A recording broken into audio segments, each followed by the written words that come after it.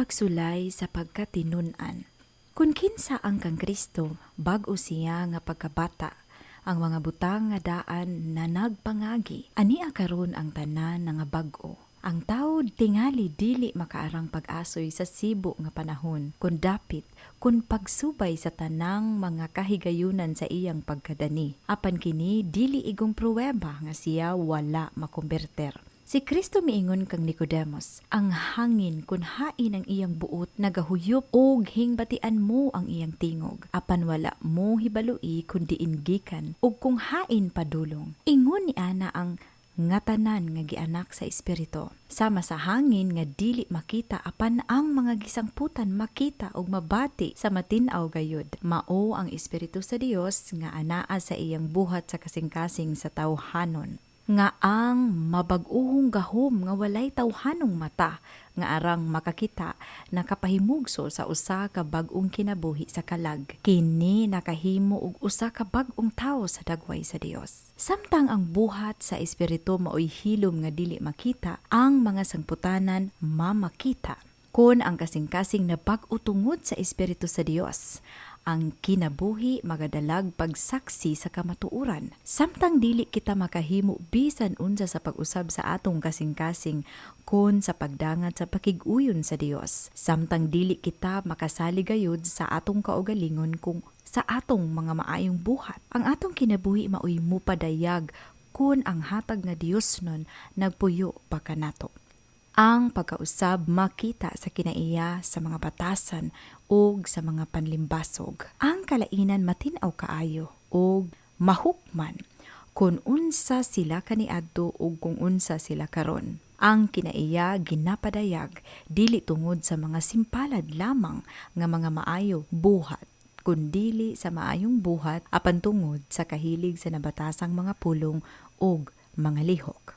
Kini matuod nga tingali adunay pagkaayo sa batasan sa gawas lamang apan walay mabag-uhong gahom ni Kristo. Ang gugma sa gahom og ang tinguha sa pag-agda sa uban tingali makadala og bunga sa kinabuhing mahapsay.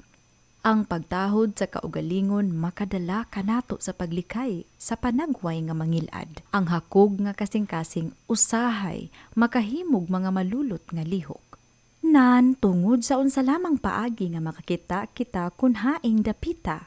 Kinsa ang adunay kasing-kasing, kang kinsa ang atong mga hunahuna, kinsa ang atong higugmaon sa pagpakig sulti-sulti. Kinsa ang aduna sa atong mainitong paghigugma sa atong mga kaabtik. Kung kita iya ni Kristo, ang atong mga hunahuna anaa kaniya, ug ang atong mga matamiis nga mga hunahuna kaniya. Ang tanan nga ato igatugyan kaniya. Nagahandom kita sa pagdaladala sa iyang dagway, pagginhawa sa iyang espiritu, pagbuhat sa iyang kabubuton, o pagpahiluna kaniya sa tanang butang.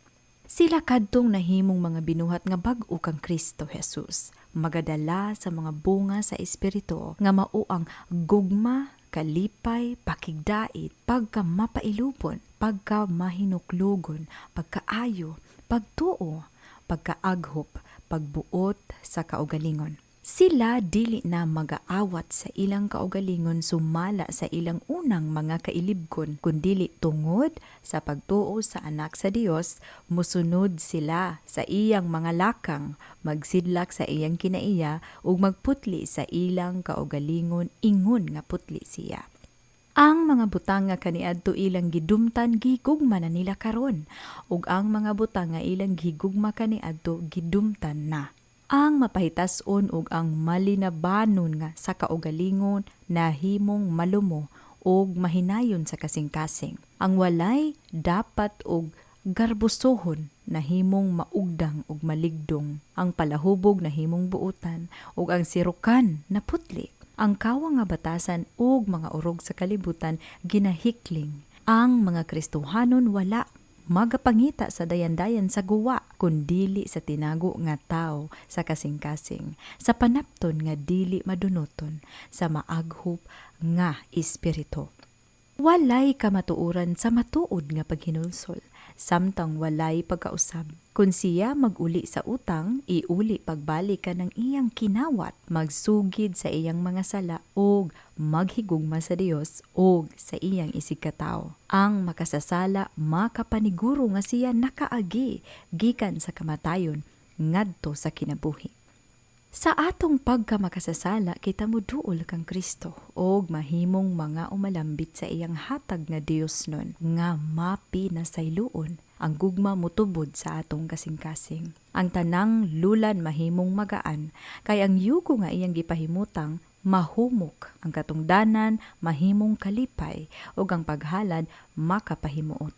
Ang dalan nga kaniadto daw ginalimisan sa kangitngit, mahimong mahayag sa mga silaw gikan sa adlaw sa katarungan.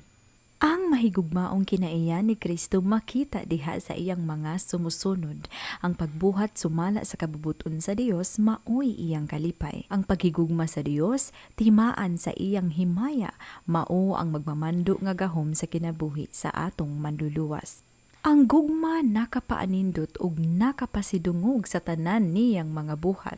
Ang gugma iya sa Dios, ang kasing-kasing nga dili tinugyan sa Dios, dili makapamunga niini. Makita lamang kini sa kasing-kasing diin si Jesus maoy naghari. Kita nagahigugma kaniya, kay siya unang nahigugma kanato. Sa kasing-kasing ang gidabag o tungod sa hatag nga Dios nun, ang gugma maoy sinugdan sa buhat. Magapaarang-arang sa batasan, makapamando sa sugyot sa hunahuna, makapugong sa mga kailibkon, makapasanta sa panagbingkil, o makapadungganon sa mga paghigugma. Kining gugmaha kun tipigan sa kalag, makapatamis sa kinabuhi, o magabanwag matahom nga gahom sa tanang maglibot. Adunay duruha ka mga sayop nga nagabatok sa mga anak sa Dios nga kinahanglan pagkabantayan labi na gayud kung magabantay kadtong bag-o pa lamang nga nakabaton sa pagsalig sa iyang grasya. Ang nahauna mao ang naandam ng paglantaw sa ilang kaugalingong buhat sa pagsalig sa bisan unsang butang nga ilang mahimo nga makadala sa ilang kaugalingon sa pakiguyon uban sa Dios. Siya kadto nga nagapalimbasog sa pagkabalaan tungod sa iyang kaugalingon nga buhat sa pagbantay sa balaod, nagapaningkamot sa dili gayud mahimo. Ang tanan nga mabuhat sa tawo nga igawas ni Kristo nabulingan sa kahakog ug sa sala. Ang grasya ni Kristo lamang tungod sa pagtuo mao ang makahimo kanatog balaan. Tugbang niini nga maoy dakong peligro nga sayop, mao ang pagtuo kang Kristo nga nakapahigawas sa mga tawo sa pagbantay sa balaod, nga gumikan sa pagtuo lamang nahimo kita nga mga umalambit sa hatag nga Dios no ni Kristo. Ang atong mga buhat walay labot sa atong kaluwasan. Apan bantay dinhi nga ang pagtaho dili maoy usa ka lunlon sa pagtuman sa gawas, kundili mao ang gugma sa pag-alagad. Ang balaod sa Dios maoy halad sa kinaiya niya gayud. Kini mao ang usa ka pungpong sa dako nga tinubdan sa kugma, ug busa maoy patukuranan sa iyang gobyerno sa langit ug sa yuta. Kun ang atong mga kasing-kasing ginabag-o nga sama sa Dios, kun ang Dios nung gugman nahatisok sa kalag, dili ba ang balaod sa Dios madala sa kinabuhi?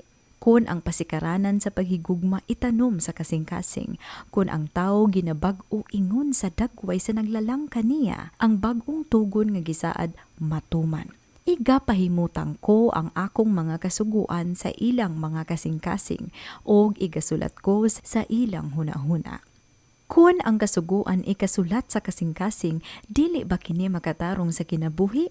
Ang pagtuman, ang pag-alagad ug ang pagpakigsagabay sa gugma maoy matuod nga ilhanan sa pagkatinunan. Sa ingon ni Ana ang balaang kasulatan miingon, kay mao kini ang gugma sa Dios nga pagabantayan ta ang iyang mga suko. Ang nagapamulong, ako nakailakan niya, ug wala magkabantay sa iyang mga sugo.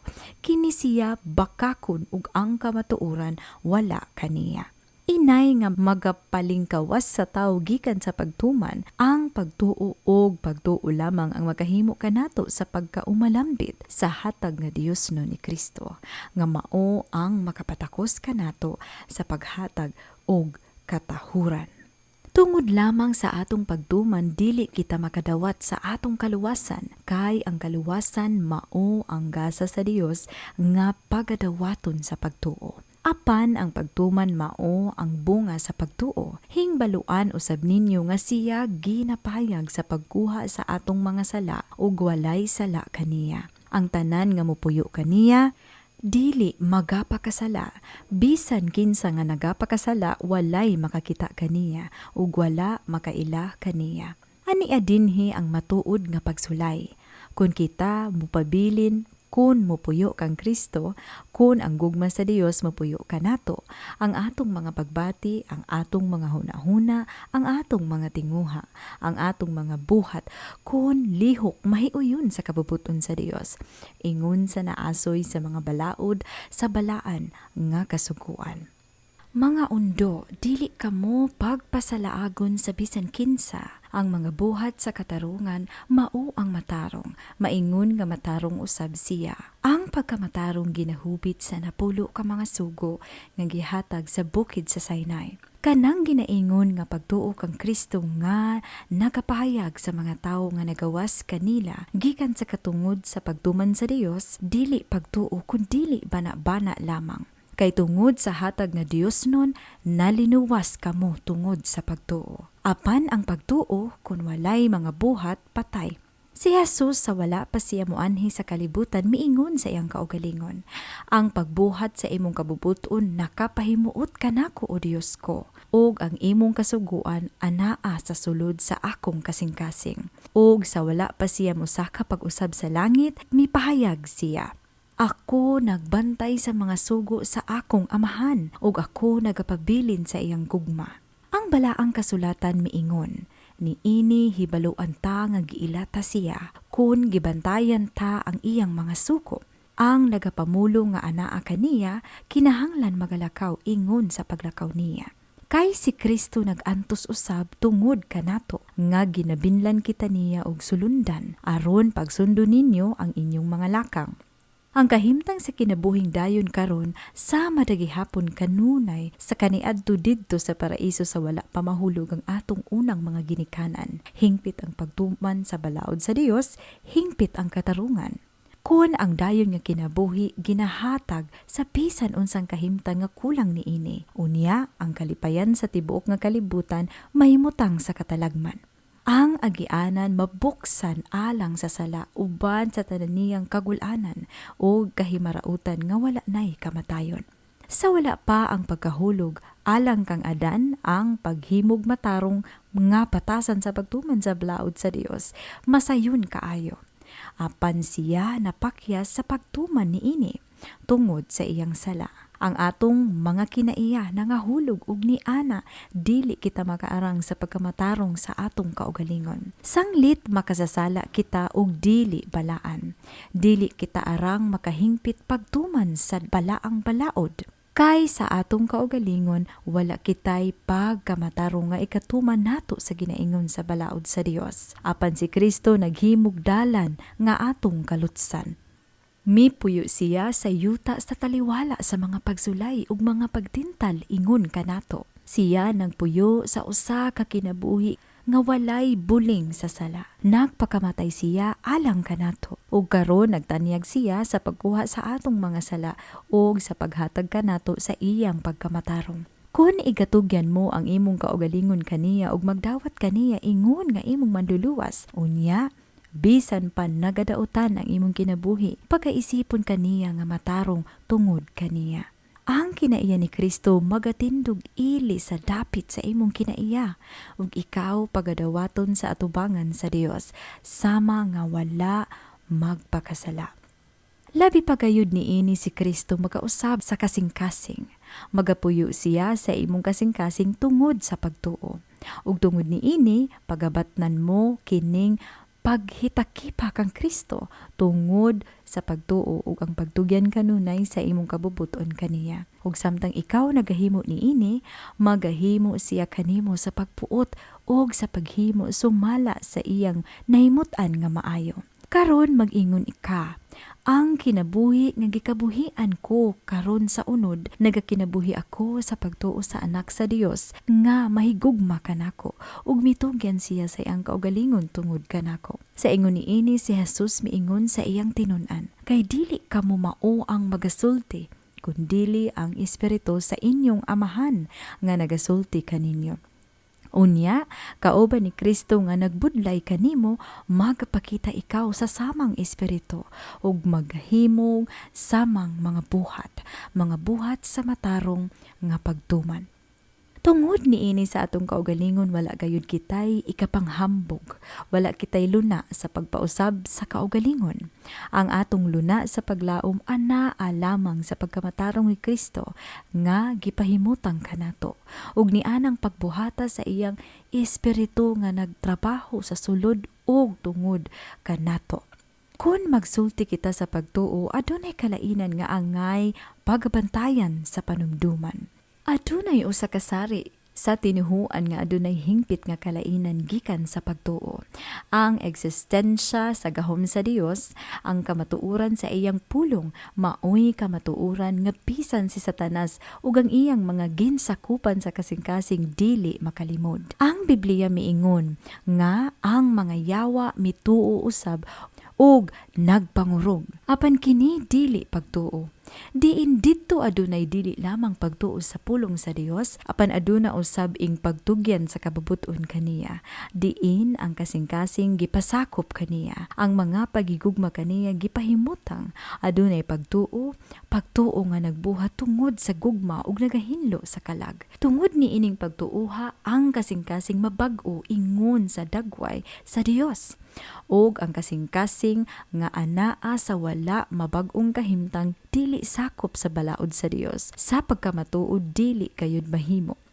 Karon nagmalipayon sa iyang mga balaang kasuguan, mao ang tuaw sa mag-aawit. Hilabihan nga paghigugma ko sa imong kasuguan. Siya mao ang akong pagpalandong sa tanang mga ang pagkamatarong sa balaan natuman kanato nga nagagawi dili ingon sa unod kundi ingon sa espiritu. Adunay daghang mga nasayod sa mapinasayloong gugma ni Kristo ug sa tinuod nagatinguha nga mahimo silang mga anak sa Dios. Apan nag-ila sila nga ang ilang kinaya dili hingpit, ang ilang kinabuhi masalaypon ug sila naandam sa pagduha-duha kun ang ilang mga kasing-kasing ginabag-o sa Espiritu Santo.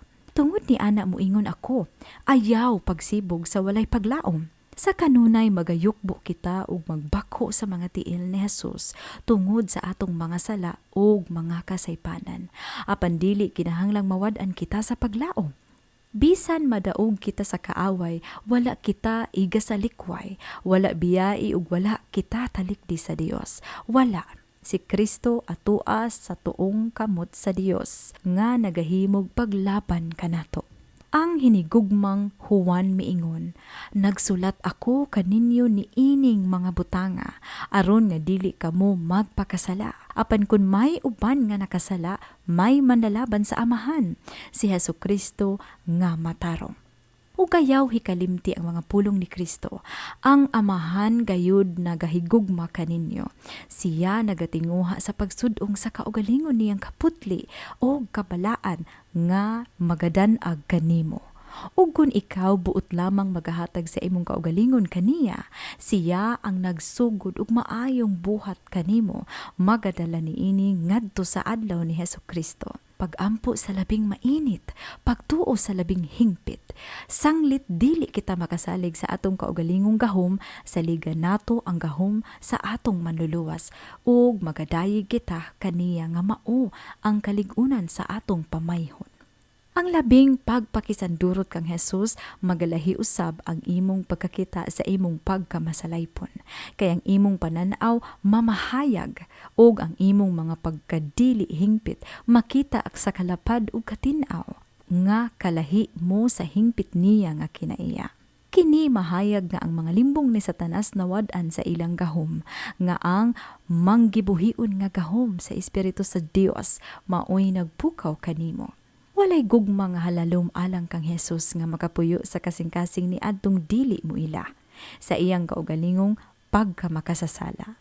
Ang kalag nga nausab tungod sa grasyas ni Kristo magahigugma sa iyang Dios nung kinaiya. Apan kung dili kita makakita sa kadaot sa atong pamatasan, maoy dili masayop nga kamatuuran nga wala kita makalantaw sa katahom sa kaayo ni Kristo. Ang diyutay natong pagtanaw sa pagmahal sa atong kaugalingon, magalabi usab ang pagkakita nato sa pagmahal sa walay katapos ang kaputli o kamahigugmaon sa atong manluluwas. Ang usa kapag tan-aw sa atong pagkamakasasala, makapatambog ka nato ngatos kaniya nga makaarang sa pagpasaylo.